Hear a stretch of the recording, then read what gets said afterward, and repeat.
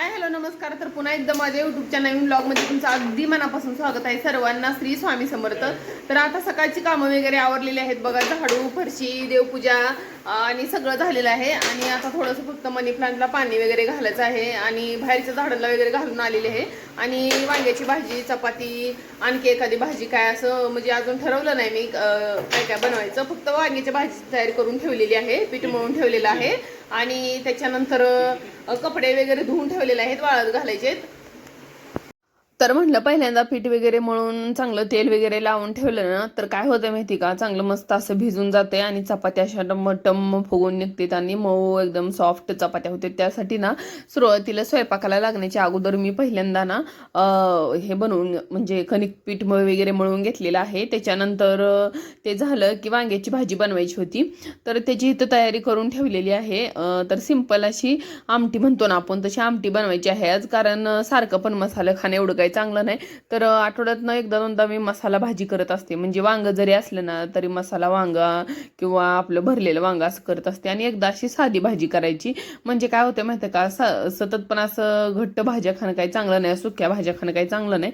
त्यासाठी कधी तर मसाल्याचं, कधी तर सिंपल भाजी अशी बनवत असते मी. वांग्याची भाजी नाही, असं सगळ्याच्या भाज्यांच्या बाबतीत ना मी असं करत असते. अधूनमधून असे वेगवेगळे प्रकार त्याची बनवत राहायचे. म्हणजे कसं होतंय माहिती का, असं आपल्याला ना एकच भाजी खाल्ल्यासारखं पण वाटत नाही आणि वेगळी टेस्ट पण जाणवते.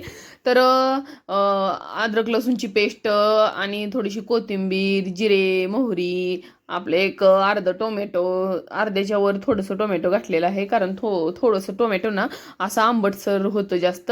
तर त्याच्यानुसार ना टोमॅटो थोडं घातलेलं आहे. त्याच्यानंतर चार पाच वांगे, त्याच्यानंतर थोडंसं शेंगदाण्याचं कूट आणि धना पावडर, जिरा पावडर, थोडीशी हळद, हे सगळं ह्याच्यामध्ये टाकून घेतलेलं आहे. आणि याला ना फक्त तेलामध्ये एक 2 ते 3 मिनिटं वाफ देते मी. शेंगदाण्याचा कूट, धना पावडर आहे ना, हे पूर्ण असं एकमेकामध्ये मिक्स होऊन असं चांगला मस्त असं त्याला स्वाद येतो ना झाकून ठेवत असते. त्याच्यानंतर त्याच्यामध्ये पाणी टाकून घेतलेलं आहे. तर वांग्याची आमटी आणि पीठ वगैरे मळून झालं होतं. तर म्हटलं चला आता पोरांना ना जेवायला वाढत होतं, पण पोरं ना रात्रीची बिर्याणी शिल्लक राहिलेली होती भरपूर. तर पोरांना म्हणलं ते तुम्ही खाऊन घ्या, मला तर देवपूजा करायची आहे. मग पोरांना बिर्याणी वगैरे गरम करून द्यायची होती. पण सुरुवातीला इकडं बघितलं तर माझं ना एक दिवसाड मी मनी प्लांटला पाणी घालत असते. तर म्हटलं काल काय पाणी घातलं नव्हतं, मग आज पाणी वगैरे मारायला घेतलं. तर पूर्ण असं कोरडं झालं होतं मनी प्लांट बघा. पूर्ण कुंडी अशी कोरडी झाली. कारण आता कसं आहे, उन्हाळा आहे, तर त्या वातावरणाचा परिणाम हे होतच असतो झाडावर. मग ती घरामध्ये लावलेले असू द्या किंवा बाहेर लावलेले असू द्या. तर घरामध्ये जरी असलं तर काय झालं, हवेने वगैरे सगळं पाणी असं शोषून घेऊन कोरडं झालं होतं. तर त्यासाठी मस्त असं पानं वगैरे ना पूर्ण अशी धूळ धूळ थोडी होते. म्हणजे 1-2 दिवसाला आपण जर ह्याला स्वच्छ केलं तर मग ते एकदम असं फ्रेश होते बघा. आणि सगळी धूळ निघून जाऊन अशी फ्रेश पानं दिसतात. तर पोरांना ना नाश्त्यासाठी रात्रीची बिर्याणी होती म्हणून नाश्ता कायच बनवला नाही. ती बिर्याणीलाच गरम करून थोडीशी कोथिंबीर वगैरे टाकलेली आहे. आणि त्याच्यासोबत थोडंसं चिकनचा रस्सा होता, ते पण त्यांच्या दोघांचं ते नाश्ता वगैरे भागून गेला. तर त्याच्यानंतर म्हटलं आता हे इथपर्यंत सगळं माझं आवरलं होतं. तोपर्यंत पीठ वगैरे भिजून झालं होतं. पोरांचं काय चाललंय माहिती का, आता सुट्टी आहे तर किचनमध्ये लुडबुड त्यांची चाललेलीच असते. परत ना त्यांना आपण म्हटलं ना, बोलवलं तर मला एवढी मदत कर म्हटलं ना, तरी ही पोरं येणार नाही. ती पण आता सध्या काय आहे, आपल्याला जेवढी मदत पाहिजे तेवढी आपण घ्यायची पोरांची. तर आता सध्या का नाही थोडंसं शूट वगैरे पण पोरं माझं करते. कारण आता स्टँड तर माझं आहे, तुम्हाला ते व्हिडिओमध्ये दिसत असेल. पण कसं आहे माहिती का, कधी कधी पोरं असं सहज चाललं ना तर मी त्यांना शूट काढायला घेत असते. तर त्यांना आता नाश्ता तर दिला होता, पण त्याचे पप्पा नाश्ता नको म्हणले, त्यांना जेवण करायचं होतं. मग त्याच्यासाठी 2-3 चपात्या लाटून घेतल्या. बाकीच उरलेलं पीठ मी कधी पण ठेवत असते, तुम्हाला माहिती आहे. आता तुम्ही जर माझे रेग्युलर व्हिडिओ बघत असताल ना तर तुम्हाला 100% माहिती असणार की मी चपात्यांना लागायच्या तेवढ्याच बनवून घेते, एक 4-5. आणि त्याच्यानंतर पीठ ना एक आपलं स्टीलचा डबा असतो ना त्याच्यामध्ये ठेवून त्याला व्यवस्थित पॅक करून ठेवते. ते आहे असं राहतंय. आणि मग ज्या टायमिंगला आपल्याला करायचं त्या टायमिंगला मी उरलेल्या चपात्या बनवत असते. म्हणजे दुपारच्या ना 1-2 वाजता वगैरे कुणाला जेवायचं असेल तर त्यावेळेस 4-5 चपात्या लाटून ठेवते. आपल्या लहान लहान 4-5 चपात्या लाटल्या की होऊन जाते. मग तर कसं होतंय, आता उन्हाळ्यामुळे ना चपात्या एवढं म्हणजे असं हे खाऊ वाटत नाहीत सकाळच्या चपात्या. कसं गरमीमुळे फरक पडतोय. पावसाळ्यामध्ये आपण खाऊ शकतो, पण उन्हाळ्यामध्ये तसं एवढं म्हणजे खाऊ वाटत नाही. तर त्याच्यानंतर आता इकडे पोरांचं काय चाललंय, नाश्ता वगैरे झालाय त्यांचा, आणि इकडे दोघं जण कॅरम खेळत बसते. तर कॅरम म्हणा काय त्यांचे त्यांचे वेगवेगळं आपलं बॅडमिंटन, परत आपलं सापशिडी असं काय काय खेळत असते ती. तर त्यांना आज मी म्हणलं बघा थोडंसं फरशी पुसून घ्या, तर ती रोज पोरं पुसून घेतात, पण आता कंटाळा करायला लागलेत. म्हणले आज आम्ही नाही पुसणार, तू जिथं पुसून घे, नाहीतर राहू दे, रोजच आपण फरशी पुसतो, एखाद दिवशी राहिल्यावर काय होतंय असे म्हणले. मग मी म्हणलं चालतंय राहू दे. मग आज फरशी काय पुसून घेतलेली नाहीये, बहुतेक मी एक संध्याकाळी 5 वाजता वगैरे पुसून घेईल. तर कपडे वगैरे धुतले होते, पण आम्ही ना कपडे धुतले तरी पण लगेच कधी वाळत घालत नाही, कारण धुवून ठेवतो, कारण परत आळस येतोय ना, म्हणून कपडे धुवून ठेवते मी, किंवा मग एका दिवशी मशीनला पण लावते. तर मग कपडे वगैरे धुवून झालेले होते, आणि सगळं जेवण वगैरे झालं ना, तर मग मी जरा थोडंसं असं जेवण झालं की निवांत असलं तरच कपडे वाळू घालते, कारण आता काय पावसाळा नाही, आता एवढं काय म्हणजे गडबड करण्याची गरज नाही. कसं आहे, पावसाळ्यात आपण काय म्हणतो, सगळं काम ठेवून कपडे धुतली की पहिले वाळत घालतो, तर तसं मी करत नाही, कारण जेवण झालं की कपडे वाळत घालायचे, आणि त्याच्यानंतर थोडंसं खालची भांडे वगैरे घासतोर ना, 1 तासामध्ये तर ना कपडे वाळून निघतात बघा, कारण एवढं कडक ऊनच आहे आमच्या इकडं आता सध्या.